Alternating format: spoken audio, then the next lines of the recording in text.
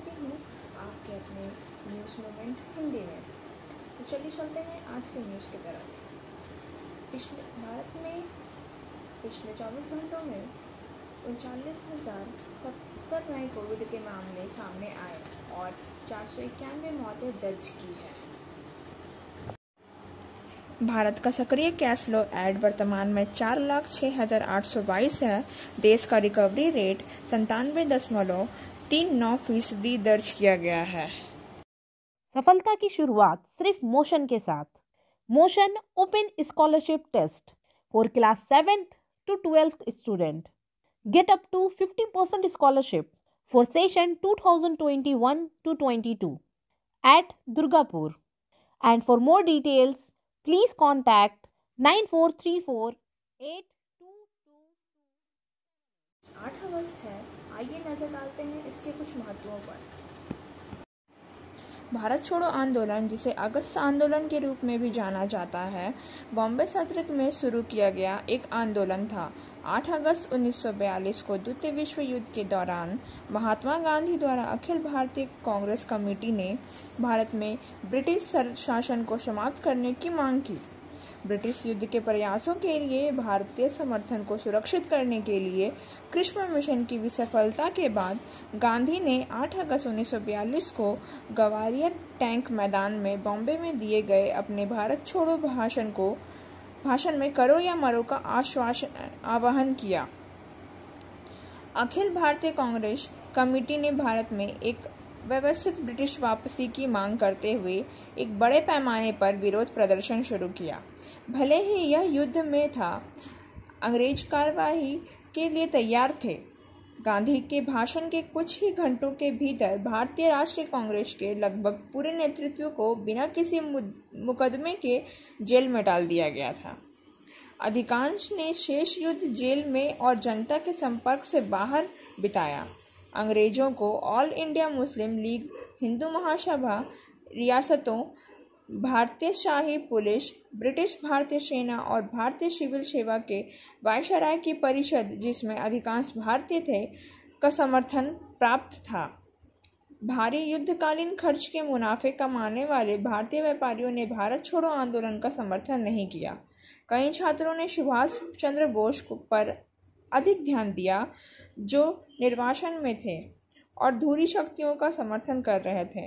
अमेरिकनों से एकमात्र बाहरी समर्थन मिला, क्योंकि राष्ट्रपति फ्रैंकलिन डी रूजवेल्ट ने प्रधानमंत्री विंस्टन चर्चिल पर कुछ भारतीय मांगों को मानने के लिए दबाव डाला। भारत छोड़ो अभियान को प्रभावी ढंग से कुचल दिया गया था। अंग्रेजों ने यह कहते हुए तत्काल स्वतंत्रता देने से इनकार कर दिया कि यह युद्ध समाप्त हो गया। Biofina, drink healthy, stay healthy, lychee flavor. For trade inquiry, mail care@rkmgroup.in. Contact toll free number 1800-258-7060. Korea खाड़ी के करीब सतकोरिया में ईसीएल की जमीन पर अवैध कब्जे को लेकर रविवार को तृणमूल कांग्रेस के समूह के बीच झगड़ा हो गया। उस गुमटी को वहां से हटाकर फेंक दिया गया। इस झगड़े से निपटने के लिए पुलिस को हस्तक्षेप करना पड़ा। मामला फिलहाल शांत है, लेकिन तनावपूर्ण बना हुआ है। जानकारी के अनुसार कुल्टी विधानसभा के क्षेत्र में डीसलगढ़ सतकोरिया के हुसैनिया मोड़ से सटे हुए कुल्टी प्रखंड तृणमूल कार्यालय के समीप सड़क के पास ईसीएल स्टेडियम के किनारे ईसीएल की खाली जगह पर दिन प्रतिदिन अवैध रूप से कब्जा कर दुकान स्थापित की जा रही है। रविवार को भी यह सीट की दुकान लगाने को लेकर तृणमूल के दो गुटों के बीच झगड़ा हो गया। कुल्टी प्रखंड तृणमूल के प्रखंड अध्यक्ष विमान आचार्य के पुत्र चंद्र आचार्य, कुल्टी प्रखंड तृणमूल हॉकर संघ के अध्यक्ष व तृणमूल युवा नेता बोमिन अंसारी के साथ झमेला हो गया। इस झमेले की खबर इलाके के पूर्व पार्षद और इलाके के बीजेपी नेता अभिजीत आचार्य तक पहुंची।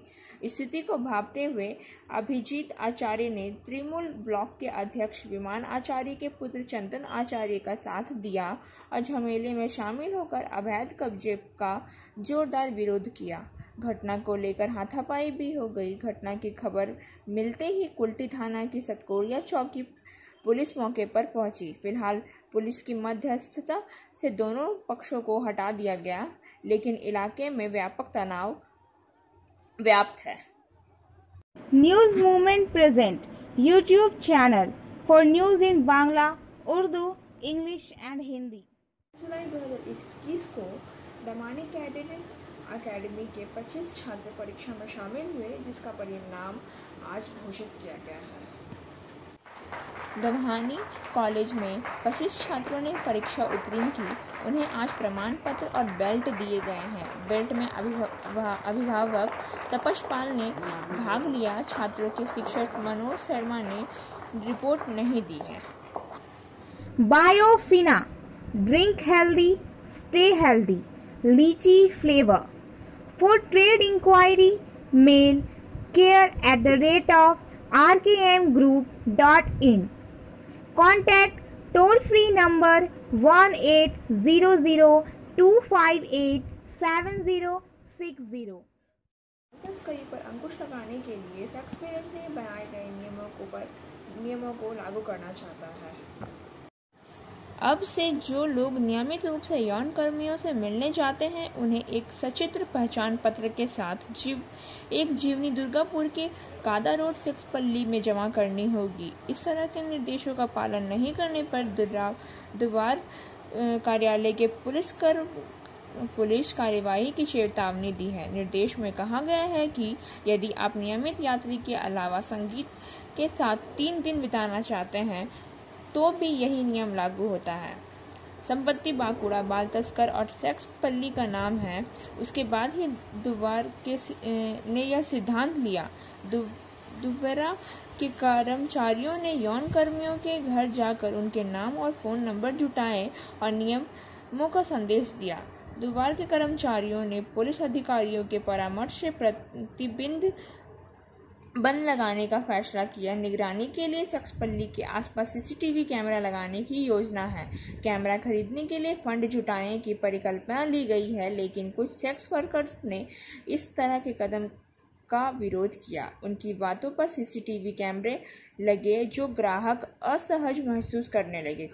कई नहीं आना चाहेंगे, ऐसे में कमाई प्रभावित हो सकती है। फिलहाल मामले को देखते हुए सीसीटीवी कैमरा लगाने का प्लान रोक दिया गया है। अभिषेक गुप्ता ने कहा है कि दुबरा के साथ ही साथ पुलिस की निगरानी में रहेगी। हाल में ही कादा रोड सेक्सपल्ली का नाम बाल तस्करी में शामिल हो गया।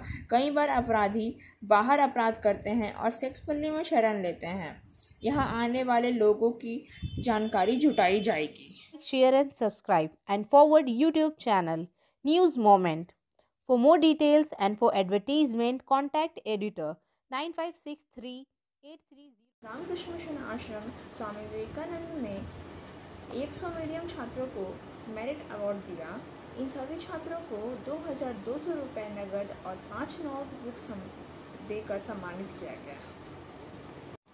स्वामी सोमतानंद जी महाराज सचिव आसनसोल रामकृष्ण मिशन आश्रम, तपस बैनर्जी एडीडी अध्यक्ष और रानीगंज विधायक अमरनाथ चटर्जी अध्यक्ष आसनसोल नगर निगम, नितिन सिंघानेर आयुक्त आसनसोल नगर निगम, पूर्व पार्षद श्रावणी मंडल, मिशन स्कूल के प्रधानाध्यापक रामकृष्ण स्वामी भरूपानंद जी महाराज उपस्थित थे। सफलता की शुरुआत सिर्फ मोशन के साथ। Motion open scholarship test for class 7th to 12th student. Get up to 50% scholarship for session 2021-22 at Durgapur. And for more details, please contact 94348222. तो नगर निगम की ओर से सभी जगहों पर कोरोना के टीकाकरण का कार्य चल रहा है। निगम के जामुड़िया बोरू नंबर 1 बीजपुर नेताजी शिक्षा निकेतन में कोरोना टीकाकरण शिविर चल रहा है। रविवार को निगम प्रशासन बोर्ड सदस्य पूर्व शशि राय टीकाकरण शिविर में पहुंचे। उन्होंने टीकाकरण का कार्य निरीक्षण किया। लोगों को उन्होंने कहा कि टीकाकरण सभी को दिया जाएगा। टीकाकरण केंद्र में भीड़ न लगाएं, मास्क पहनकर केंद्र में आए, सामाजिक दूरी का पालन करें। पूर्ण शशि राय ने बताया कि केंद्र में अच्छी तरह से टीकाकरण का कार्य चल रहा है। लोग कोरोना के सभी नियमों का पालन कर टीकाकरण ले रहे हैं। Biofina, drink healthy, stay healthy. Lychee flavor. For trade inquiry, mail care@rkmgroup.in. Contact toll free number 1800-258-7060. Kulti के विधायक उज्जवल चटर्जी पिछले 3 बार कुल्टी विधायक और कुल्टी म्युनिसिपैलिटी के 2 बार चेयरमैन रहने के बाद भी कुल्टी का इलाका विकास नहीं हुआ। आज भी यहाँ के लोग 90% कच्चे मकान में रहते हैं।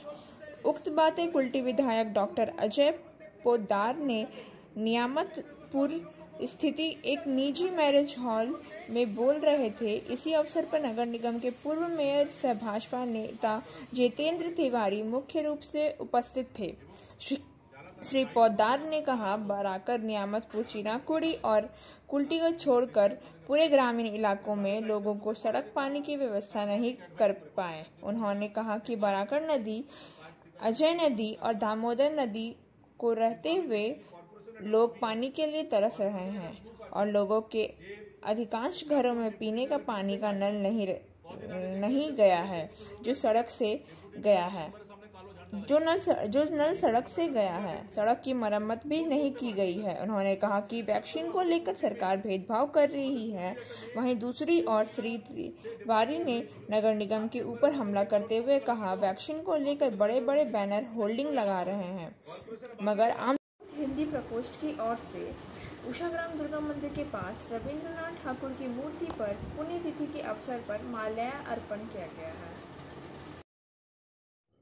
इस अवसर पर तृणमूल हिंदी प्रकोष्ठ के दक्षिण बंगाल के प्रभारी व बंगला उपाध्यक्ष मनोज यादव ने कहा, विश्व कवि गुरु रविंद्रनाथ ठाकुर नोबेल पुरस्कार से सम्मानित किया गया। वह हमारे दिलों में बसते हैं। भारत का राष्ट्रीय गान उन्हीं के द्वारा लिखा गया है। इस मौके पर तृणमूल हिंदी प्रकोष्ठ के जिला अध्यक्ष सिंटू भुइया, अंजलि वर्मन, जयप्रकाश सिंह, कैस्टो रजक और शुभनाथ चौधरी ने भी माल्यार्पण कर उन्हें श्रद्धांजलि दी। आगे अंग्रेजी में नेशनल एंटी क्राइम लिखा हुआ है। इस स्टिकर वाला चौपहिया वाहन पिछले कुछ समय से दुर्गापुर के आसपास घूम रहा है। पुलिस ने बताया कि वाहन शनिवार को दुर्गापुर सिटी सेंटर के अनुमंडल न्यायालय परिसर में देखा गया। पुलिस तुरंत वाहन के चालक को चौकी में ले आई। पूछताछ करने पर पुलिस को पता चला कि वाहन का चालक इंद्रजीत सरकार उर्फ गौतम नाम का एक व्यक्ति है, जो कोलकाता के जोरासांको का निवासी है। उसने दुर्गापुर के न्यू टाउनशिप थाना अंतर्गत विधाननगर क्षेत्र में एक मकान किराए पर लिया, लेकिन गिरफ्तार इंद्रजीत सरकार ने दावा किया कि वे पुलिस के साथ साथ आपराधिक गतिविधियों को रोकने के लिए निजी क्षेत्र के साथ भी काम कर रहे हैं। इंद्रजीत की बातों से नाखुश पुलिस ने अपने पहल पर उस व्यक्ति के खिलाफ मामला दर्ज कर लिया है। मुख्य प्रशासनिक भवन में रेलवे इंजन फैक्ट्री में लगी आग से दहशत फैल गई है। घटना रविवार की सुबह हुई, जब जीएम भवन के 2 मंजिले गलियारे के बिजली के तार में आग लग गई।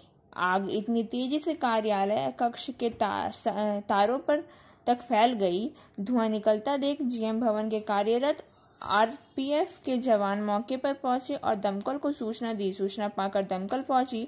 सिविल डिफेंस के जवान भी मौजूद थे। करीब 1 घंटे की मशक्कत के बाद आग पर काबू पाया जा सका, लेकिन आग का धुआं और गैस पूरे भवन में फैल गई। हालांकि विद्युत चित्ररंजन का बिजली विभाग और इंजीनियरिंग विभाग इस बात की जांच कर रहा है कि आग कैसे लगी। फिलहाल आग पर काबू पा लिया गया है।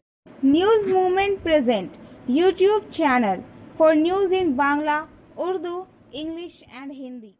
नाटक की ओर से रविवार को परवलिया कोलियरी के अतिथि गृह में ब्रांच कॉन्फ्रेंस का आयोजन किया गया। इस कॉन्फ्रेंस में कोलियरी मजदूर सभा के महासचिव आरसी सिंह, अनिल सिंह, चंद्र किशोर सिंह, इंद्रदेव धारी, तजमुल अंसारी, भुवनेश्वर मंडल, सीताराम महतो, कलीम मियाँ सहित अन्य लोग उपस्थित थे। इस दौरान स्थानीय कमेटी का भी गठन किया गया। इसमें चंद्र किशोर सिंह को सचिव तथा इंद्रदेव धारी को अध्यक्ष बनाया गया, जबकि तस्लीम अंसारी और भुवनेश्वर शाहू को संयुक्त सचिव बनाया गया। इस अवसर पर कोलियरी मजदूर महासभा के महासचिव आरसी सिंह ने मजदूरों तथा आम जनता की समस्याएं उठाते हुए बीजेपी सरकार को बिल्कुल निरंकुश बताया। कहा वह मजदूरों को दिहाड़ी मजदूर की तरह व्यवहार कर रहे हैं। मजदूरों के मेहनत तथा 1000 फुट नीचे गड्ढे में जाकर अपनी जान माल को जोखिम में डालकर कोयला काटते हैं। इन्हें पहले 7 दिन से 6 दिन काम का पैसा दिया जाता था, पर आज निरंकुश सरकार इन्हें 4 दिन ही काम देना चाह रही है। यह बिल्कुल ही अमानवीय है। कहा है कि 4 दिन की काम लेकिन पैसा तो इन्हें 7 दिन का ही देना होगा। अगर ऐसा नहीं करते हैं तो हम सभी मजदूर आंदोलन की तरफ जाएंगे। इधर श्रमिक नेता जानकी साव ने कहा कि अटक में कोई नेता नहीं होता, नेता तो घर घर में होता है। कहा हमारी पार्टी उद्देश्य को लेकर चलती है, इसमें घूस लेना और देना नहीं चलता। पत्रकारों की तरफ मुखातिब होते हुए उन्होंने पत्रकारों को समाज सेवा बताया। इन्हें कहीं से पैसा नहीं मिलता, ये तो हम लोगों को सहयोग करते हैं। कहा हम सबका फर्ज बनता है कि इन्हें भी हम अपनी तरह समझें और इनका सहयोग करें। 22वीं श्रावणी रविन्द्रनाथ टैगोर की पुण्य तिथि के अवसर पर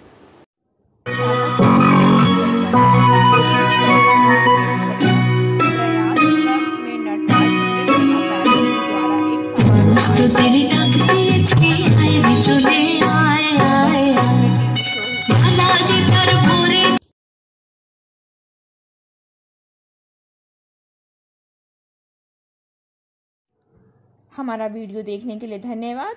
आज के लिए बस इतना ही। अगर आपको यह पसंद आया तो कृपया इसे शेयर करें, वीडियो को सब्सक्राइब करें और आगे की अधिसूचना के लिए घंटी आइकॉन को पुश करना ना भूलें।